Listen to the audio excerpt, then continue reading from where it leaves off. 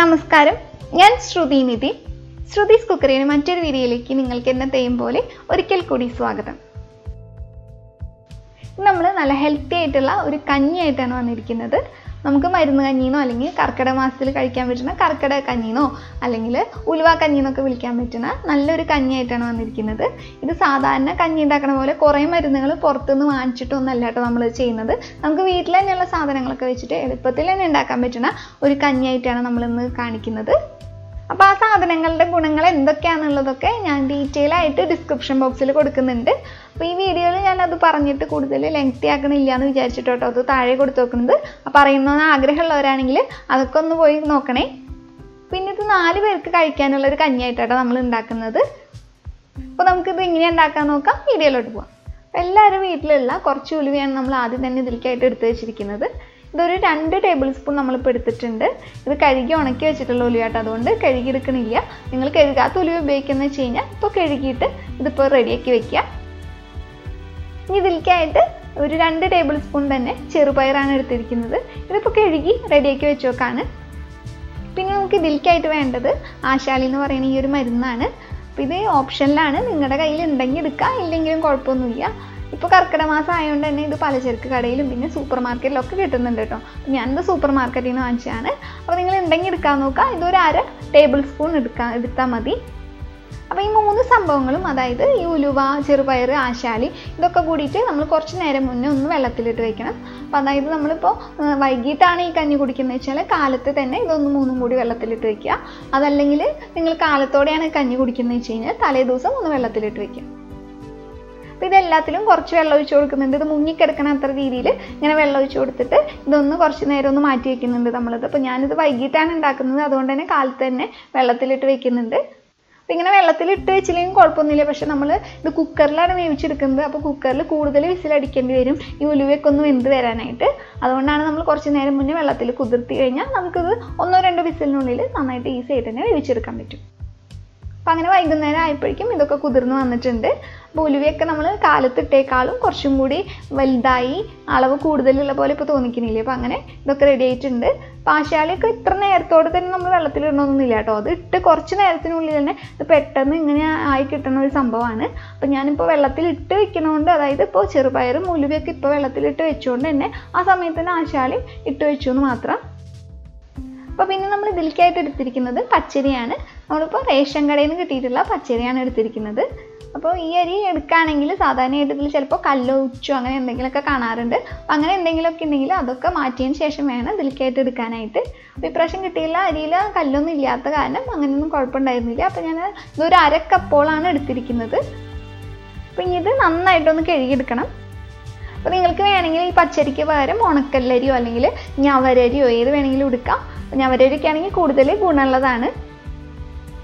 പിന്നെ നമ്മൾ കുക്കറിലാണ് ഇതൊക്കെ വേവിച്ചെടുക്കാൻ പോകുന്നത്. കുക്കറിലാകുമ്പോൾ നമുക്ക് എളുപ്പത്തിൽ തന്നെ വേവിച്ചെടുക്കാൻ പറ്റും. അല്ലാതെ നമുക്ക് വേവിച്ചെടുക്കാം കേട്ടോ, കുഴപ്പമൊന്നുമില്ല, കൂടുതൽ സമയം എടുക്കുന്നേ ഉള്ളൂ. അപ്പോൾ കുക്കറിലോട്ട് നമ്മൾ നേരത്തെ തന്നെ കഴുകി റെഡിയാക്കി വെച്ചിട്ടുള്ള പച്ചരി ഇട്ട് കൊടുക്കാം. അതിനുശേഷം നമുക്കിതിലോട്ട് കുതിർത്തി വെച്ചിട്ടുള്ള ആശാളി ചേർത്ത് കൊടുക്കാം. എന്നിട്ട് ഇതിലോട്ട് കുതിർത്തിയിട്ടുള്ള ഉലുവയും കൂടി ഒന്ന് ചേർത്ത് കൊടുക്കാം. അപ്പോൾ അതോടൊപ്പം നമ്മൾ കഴുകിയിട്ടാണ് ഇതൊക്കെ കുതിർക്കാൻ ഇട്ടുകൊണ്ട് തന്നെ ആ വെള്ളം കൂടി ചേർത്ത് കൊടുക്കുന്നുണ്ട്. അപ്പോൾ കഴുകിയിട്ട് വേണം കേട്ടോ ഇതെല്ലാം വെള്ളത്തിലിട്ട് വെക്കാനായിട്ട്. ഇനി ബാക്കിയുള്ള ഈ ചെറുപയറും കൂടി ഒന്ന് ഇട്ട് കൊടുക്കാം. അപ്പോൾ ഈ 3 സാധനങ്ങളും കൂടി കുതിർക്കാനായിട്ട് നമ്മൾ നേരത്തെ തന്നെ 1 ഗ്ലാസ് വെള്ളമാണ് ഉപയോഗിച്ചിട്ടുണ്ടായിരുന്നത്. 1 ഗ്ലാസ്സിൽ വെള്ളത്തിലാണ് ഇത് 3ഉം കൂടിയിട്ട് കുതിർക്കാനായിട്ട് നമ്മൾ വെച്ചിട്ടുണ്ടായിരുന്നത്. എന്നിട്ട് ഇപ്പോൾ കുതിർന്ന് വന്നപ്പോൾ അതിൽ കുറേശ്ശെ വെള്ളം ബാക്കിയുണ്ടായിരുന്നു. അതും കൂടി കൂടിയിട്ടാണ് ഈ കുക്കറിൽ നമ്മൾ ഒഴിച്ചു കൊടുത്തത്. ഇതൊന്ന് ചെറുതായിട്ടൊന്ന് ഇളക്കി കൊടുക്കുക. അതിനുശേഷം ഇതിലേക്ക് ആവശ്യത്തിനുള്ള വെള്ളം കൂടി ഒന്ന് ഒഴിച്ചു കൊടുക്കുക. പിന്നെ ഇതിലോട്ട് നമ്മൾ ഒരു 1.5 കപ്പ് വെള്ളം കൂടിയാണ് ഒഴിച്ചു കൊടുക്കുന്നത്. നേരത്തെ തന്നെ നമ്മൾ അരി അളന്നില്ല, സെയിം കപ്പ് തന്നെയാട്ടോ ഇപ്പോൾ വെള്ളം അളക്കാൻ ഉപയോഗിച്ചിരിക്കുന്നത്. അതിപ്പോൾ വെള്ളം ഏകദേശം ഇത്രത്തോളം ഉണ്ട്. ഇനി ഇത് നമുക്കൊന്ന് വേവിക്കാൻ വെക്കാം. 1 കപ്പ് എന്ന് പറയുന്നത് 250 ml കപ്പാട്ടോ എടുത്തിരിക്കുന്നത്. എന്നിട്ട് കുക്കർ അടച്ചു കൊടുത്ത ശേഷം ഇതൊരു മീഡിയം ഫ്ലെയിമിൽ വെച്ചിട്ടാട്ടോ നമ്മളിപ്പോൾ വേവിച്ചെടുക്കുന്നത്.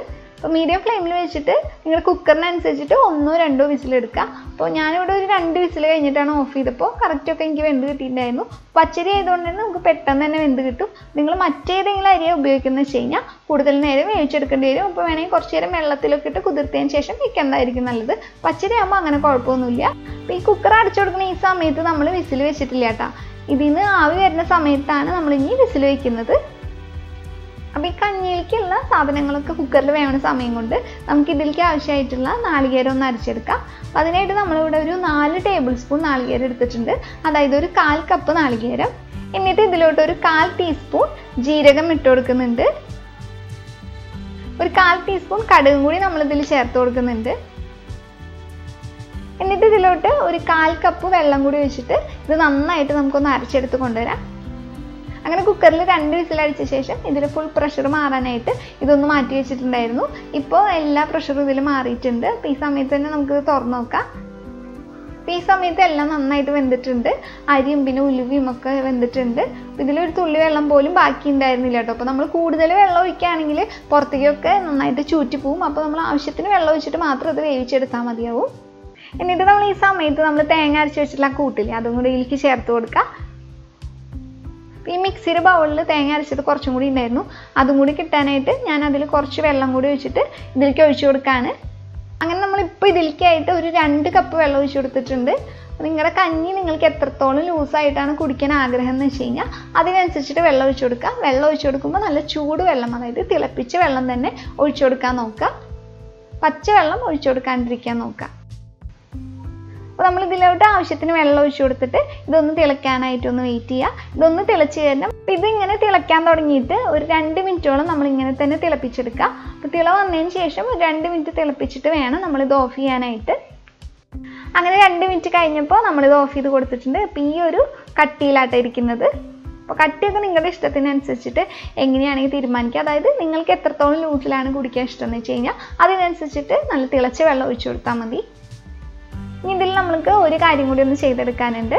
ഇതിലേക്ക് നമ്മളൊന്ന് ഉള്ളി മൂപ്പിച്ചൊന്ന് ചേർക്കണം. അപ്പോഴാണ് ഈ കഞ്ഞിക്ക് കൂടുതലൊരു ടേസ്റ്റ് വരിക. അപ്പോൾ ഉള്ളി ഇതിലേക്ക് മൂപ്പിച്ച് ചേർക്കാനായിട്ട് നമ്മളിവിടെ ഒരു 4 ഉള്ളി ഇതുപോലെ വട്ടത്തിൽ അരിഞ്ഞ് വെച്ചിട്ടുണ്ട്. അപ്പോൾ അത് പാത്രത്തിലോട്ട് ചേർത്ത് കൊടുത്ത ശേഷം നമ്മൾ ഇതിലോട്ട് കുറച്ച് വെളിച്ചെണ്ണയാണ് ഒഴിച്ചു കൊടുക്കുന്നത്. അപ്പോൾ വെളിച്ചെണ്ണ തന്നെ വേണമെന്നില്ല കേട്ടോ. അപ്പോൾ നെയ്യാണ് ഇതിന് കൂടുതൽ ടേസ്റ്റ് ഉണ്ടാവുക. അപ്പോൾ നെയ്യ് ഇഷ്ടമില്ലാത്തവരാണ് അല്ലെങ്കിൽ അത് പറ്റാത്തവരാണെങ്കിൽ വെളിച്ചെണ്ണ ഉപയോഗിക്കുക. അപ്പോൾ നെയ്യ് കുഴപ്പമൊന്നുമില്ലെങ്കിൽ നിങ്ങൾ നെയ്യ് തന്നെ എടുക്കാൻ നോക്കുക. അപ്പോൾ ഇവിടെ നമ്മളൊരു 1 ടേബിൾ സ്പൂൺ വെളിച്ചെണ്ണയാണ് ഉപയോഗിക്കുന്നത്. ഇത് വെളിച്ചെണ്ണയിൽ കിടന്നിട്ട് നന്നായിട്ടൊന്ന് മൂപ്പിച്ചെടുക്കുക. അതായത് ഇതിൻ്റെ കളർ ഒരു ബ്രൗൺ കളർ ആവണം, കരിയരുത്. നമ്മൾ ഉള്ളി മൂപ്പിക്കണ ഒരു കളറൊക്കെ ഇല്ല, ആ ഒരു കളർ ആവണ വരെ ഇതൊന്ന് നന്നായിട്ടൊന്ന് വഴറ്റിക്കൊണ്ടിരിക്കുക. അങ്ങനെ ഈ ഒരു കളർ ആവാൻ തുടങ്ങുമ്പോൾ നമുക്ക് ഫ്ലെയിം ഓഫാക്കി കൊടുക്കാം.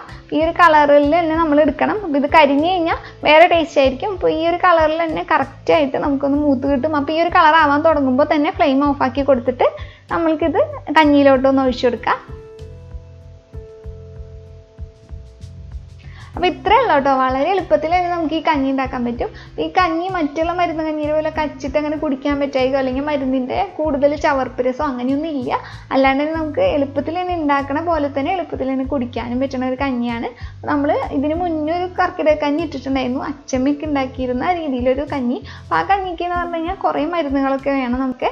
അപ്പോൾ അത് കാണണമെന്ന് താല്പര്യമുള്ളവരാണെങ്കിൽ ലിങ്ക് ഞാൻ താഴെ കൊടുക്കാം, നിങ്ങളൊന്ന് പോയിട്ട് കണ്ടു നോക്കൂ. നമുക്ക് വാങ്ങാൻ കിട്ടുന്ന മരുന്നുകൾ തന്നെയാട്ടോ നമ്മളതിൽ ഉപയോഗിച്ചിട്ടുള്ളൂ. അപ്പോൾ ഇതിനും അതിനും ടേസ്റ്റ് ഡിഫറെൻ്റ് ആണെന്ന് ഞാൻ പറഞ്ഞു എന്ന് മാത്രം. അപ്പോൾ വീഡിയോ നിങ്ങൾക്ക് ഇഷ്ടപ്പെട്ടെന്ന് കരുതുന്നു. വീഡിയോ ഇഷ്ടമായിട്ടുണ്ടെങ്കിൽ വീഡിയോയ്ക്ക് ലൈക്ക് ചെയ്യണേ. അതുപോലെ തന്നെ നിങ്ങൾ ഈ വീഡിയോ മറ്റുള്ളവർക്ക് ആർക്കെങ്കിലും ആയിട്ടൊന്ന് ഷെയറും കൂടി ചെയ്യണേ. അപ്പോൾ ഇത് ഉപകാരപ്പെടുന്നവരാണെങ്കിൽ ഈ വീഡിയോ കണ്ടിട്ട് അവർക്കും കർക്കിടക കഞ്ഞി കുടിക്കാനായിട്ട് പറ്റും. അതുപോലെ തന്നെ നിങ്ങൾ ഈ ചാനൽ കണ്ടിട്ട് ഇതുവരെ സബ്സ്ക്രൈബ് ഒന്നും ചെയ്തിട്ടില്ലെങ്കിൽ ഒന്ന് സബ്സ്ക്രൈബ് ചെയ്തേക്കുക. അതോടൊപ്പം ഒരു ബെല്ലൈക്കണും കൂടി കാണും, അതും കൂടി ഒന്ന് ക്ലിക്ക് ചെയ്തിട്ട് നിങ്ങൾ ഓൾ എന്ന ഓപ്ഷനും കൂടി ഒന്ന് സെലക്ട് ചെയ്ത് കൊടുക്കുക. അപ്പോൾ സബ്സ്ക്രൈബ് ചെയ്തവരാണെങ്കിൽ നിങ്ങൾ ആ ബെല്ലൈക്കണുമ്പോൾ പോയി ഒന്ന് തൊട്ട് നോക്കുക. അതിൽ ഓൾ എന്ന ഓപ്ഷൻ അല്ലേ സെലക്ട് ആക്കി എടുക്കണേന്നും കൂടി ഒന്ന് നോക്കാം കേട്ടോ. അപ്പോൾ വീണ്ടും ഇതുപോലെയുള്ള നല്ല നല്ല റെസിപ്പികളായിട്ട് നമുക്ക് വീണ്ടും കാണാം. അതുവരെ നിങ്ങളെല്ലാവരും നല്ല ഭക്ഷണമൊക്കെ കഴിച്ച് ഇതുപോലെ ഹെൽത്തി ആയിട്ടുള്ള ഭക്ഷണമൊക്കെ കഴിച്ച് സന്തോഷമായിട്ടും ഹെൽത്തി ആയിട്ടും തന്നെ ഇരിക്കുക. അപ്പോൾ ഇതുവരെ വീഡിയോ കണ്ടിരുന്നതിൽ ഒരുപാട് നന്ദി. വീണ്ടും കാണുന്നവരെ ബൈ.